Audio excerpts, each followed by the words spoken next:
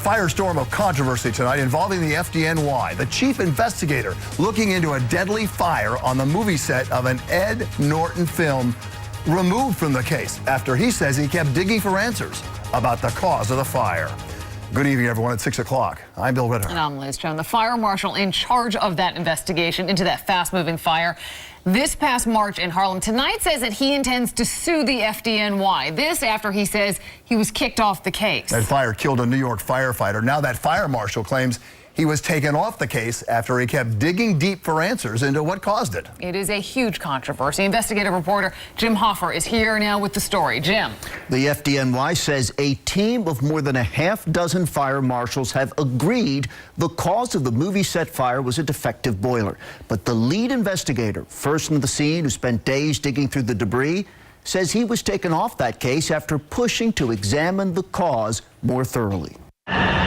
It took just 6 weeks for the FDNY to determine the cause of a fast-moving fire that trapped and killed veteran firefighter Michael Davidson in a Harlem building where a Hollywood movie was being filmed.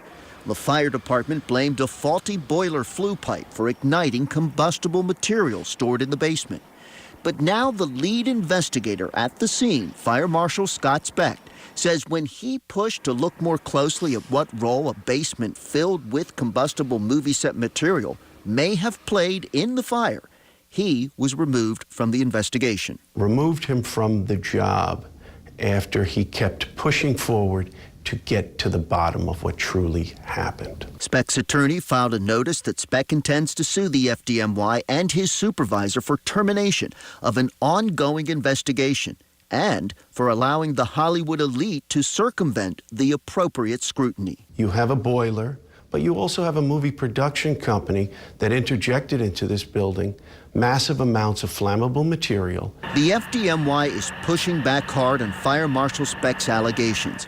A spokesman saying that Specht, quote, wasn't taken off the case and he initially agreed with the findings. The FDNY also claims that in a meeting with a team of investigators, Specht said, quote, I don't have enough experience or training to make a final report on the fire's cause, adding, of course it's the flue. But Fire Marshal Specht insists Hollywood producers have been given cover, while he's now being harassed by his supervisors. You should let the investigator do their job and do a complete and fair investigation. He wasn't allowed to do that.